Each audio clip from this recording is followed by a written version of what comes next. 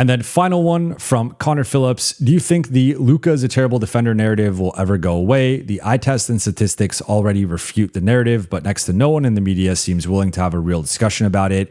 At this point, I'm worried it has become so ingrained in the Luka discourse that even winning a championship won't force people to speak honestly. What do you think? Yeah, well, I thought the Lakers winning 9 straight games and 14 of 16 would be enough to cool the anti-Luka discourse, but those flames are raging as much as ever. I mean, at this point, I don't know. It does feel like there's just an anti-Luka segment of the media, and you also combine that with a certain segment of the media is anti-Lakers, and we saw this with LeBron during his Lakers tenure and have continued to see this with LeBron, but now I think we're starting to see it with Luka as well, where you have a group that does not like Luka with a group that does not like the Lakers, and there actually is some overlap, I think, between the two, and then you merge that together, and now you see some of the discourse. I'm tired of the Luka discourse just because it's an exhausting experience to try to defend it or try to explain the misguided narratives out there and just the illogical fallacies that are out there about Luka. But in terms of will it go away, I think it could. And I actually think, to your point about winning the championship, I actually think winning a championship does change the perception of a player. And I think we probably weigh it too much, where you could think a guy is a loser and then they win a championship and all of a sudden it's like, well, now they're the ultimate winner because they won a championship. And I think we're too reactionary on both sides of the ledger of, if you haven't won a championship, you have this innate absence of you don't have the championship traits. You don't have the ability to execute at the highest levels, and there's something missing. But then when you do win the championship, all of a sudden, like you're flawless, and all the things that you were criticized or critiqued previously go out the window. So I think on both sides of it, guys who have not won, we're too hard on, and then guys who have won, we sometimes will look past their flaws and like they're sort of untouchable from a criticism perspective, especially if they won multiple titles. But with the Luka's a terrible defender narrative, I'm not even going to get into the defensive rating stuff, because defensive rating is a team number. Like, you can cite, hey, the team has a defensive rating of X with the player on the floor, but you should not be ranking guys and using it as like, okay, well, this guy ranks at this spot with defense rating. And even if you are going to do that, and I think the number cited was like Luka was like 119th or something like that. That's actually in the top 75th percentile. If you're just going by, there's almost 500 players in the league. So actually him ranking 119th would mean he's somewhere around like the 75th percentile level defender, just based on that misuse of that metric. But I digress with that. But two of my favorite all-in-one metrics are EPM from dunks and threes and LeBron from B-ball index. So if you pull up the EPM from dunks and threes, Luka has a plus 0.3 defensive estimated plus minus. So that puts him in the 70th percentile defensively. He's right there as a plus defender, and you take 70th plus percentile from your superstar every day of the week. And again, that paints him more as an above average defender, and not like a great defender, not even necessarily a good one, like kind of borderline good defender, but somewhere between above average to good. If we go to LeBron, it's a little bit more negative. He rates out as a slightly negative defender, minus 0.47, which is ninth on the Lakers. Technically eighth because Christian Koloko is fourth, so we'll throw out Koloko. Eighth on the Lakers, but that's still barely below average. And I think that the point being here is, whether you're looking at the defensive rating or you're looking at defensive LeBron or defensive EPM or if you want to go into defensive box plus minus, which he is a positive, like he is somewhere in a lot of these metrics between being an above average defender to a slightly below average defender, but nowhere is he a bad defender, an atrocious defender, an awful, like worst in the league defender. So that notion, there's really no statistical case to make that Luka is a bad or terrible defender. If we want to get into some of the on-off stuff, yes, the Lakers are technically better with him off the floor defensively, but it's marginal. We're talking about with Luka on the floor, the Lakers have a 115.2 defensive rating. With Luka off the floor, they have a 114.5 defensive rating. It's a difference of 0.7 points per 100 possessions, less than a point per 100 possession. But that's a marginal difference that, again, if you want to use that against him, you could say slightly below average, but a point difference per 100 possessions also with how much he's doing offensively and improving the offense, you can't really use that. And then we get into Luka's actual individual numbers, where he is averaging on the season 1.6 steals per game, which is the second most of his career behind last season. Starting in 2022-23 and on, he's been at 1.4 steals per game or more since then. If you look at cleaning the glass, this is where he rates really well. Now, this is against guards, so depends if you want to classify him as a wing or a guard. But among guards, I think it's technically point guards, but they have a loose definition of I think there's non-point guards in here as well.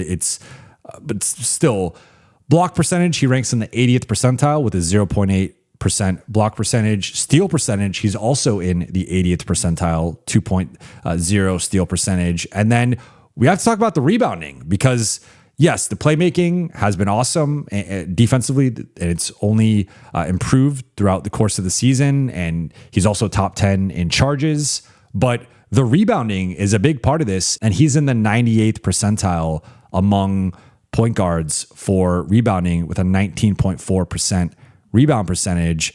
And if you actually just look at it, like he's the second best rebounding point guard in the league behind Josh Giddey from a rebound percentage perspective.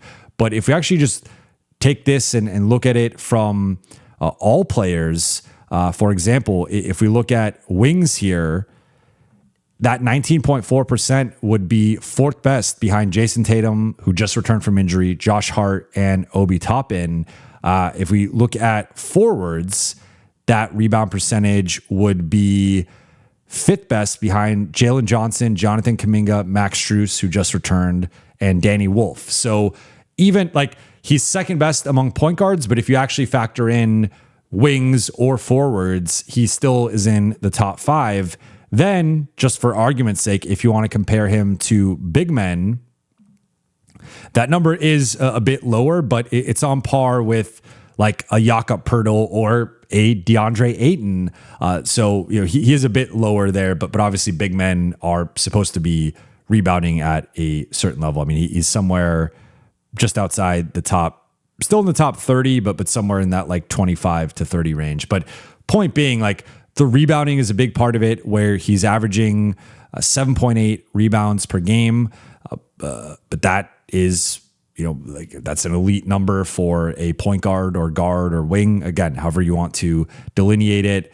Then you also have the steals, you have the charges, and you have the all-in-one metrics, which paint him as somewhere between above average to below average, but relatively like somewhere between a 40th percentile to 70th percentile defender, which means that he is closer to average and frankly more, I would say, above average than a lot of the discourse around him. So if people are going to call him a bad defender, I just don't think you've been watching the totality of the season.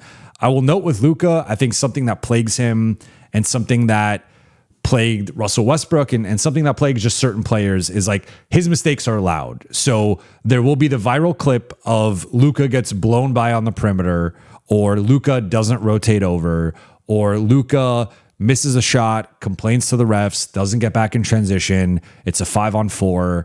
and the opponent scores, and that clip goes viral on Twitter, and it's like, hey, look at Luka complaining. Look at Luka not rotating. Look at Luka's blow-by percentage. And look, he can be better in all of those regards. I think the complaining has been better, especially after picking up the 15th technical. It eventually got the 16th, but yeah, I think there's been a couple games recently where it's been a little bit too much, and he could do a better job transitioning from one side of the floor to the other, not complaining as much, and like that has been a factor at times. But I think it's far overblown in terms of the impact that it has on the Lakers defense and his defense, and then of course, rotating sometimes or closing out sometimes.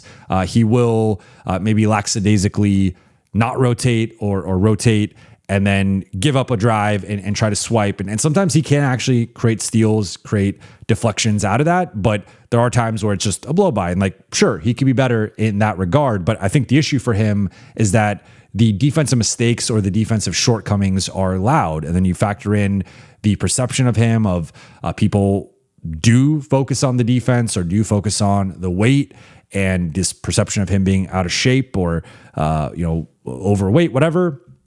And like that stuff, then it's become this narrative around him. And there's a confirmation bias. So people are looking for reasons or looking for possessions to be like, Luka's out of shape or Luka doesn't try or Luka this, Luka that, right? So I think there's some confirmation bias going on as well. But I think the great palate cleanser here for Luka will be winning in the playoffs and winning a championship. If the Lakers win the championship this year or they win the championship next year or within the next few years, the whole notion of you can't win with Luka or you can't have a defense of a certain caliber with Luka, that will be disproven from a results perspective because the Lakers won a championship with Luka. I think it's ridiculous. I think it's overblown. I cannot be clear with that.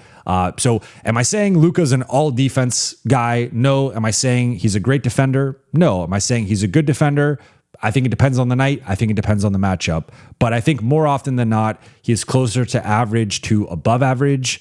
And there is this notion that because of the perception of him, because of some preconceived notions, because of some of the loud mistakes and possessions, like because he's not the quickest, because he's not the most athletic, because he's not the fleetest of foot, you will see him get blown by. You will see certain things and certain physical limitations with him and automatically equate it to him not trying or being a bad defender when that's just not the reality of the situation. So I did not plan to go this long on this answer, but I wanted to break down all of the numbers. And again, whether it's the steals, the charges, the defensive rebounding, whether it's some of the on-off stuff with the Lakers, some of the all-in-one metrics, none of it points to Luka being a terrible defender, an awful defender, one of the worst defenders in the league. It all points to him being somewhere between slightly below average to, I think, more likely an above average defender.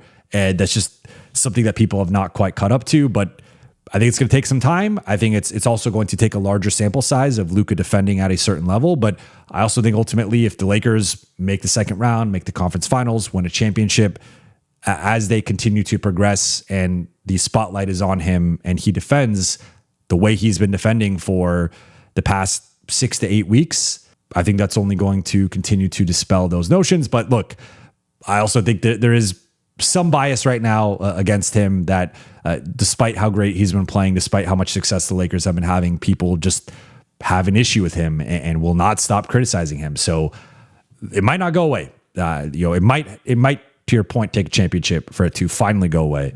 But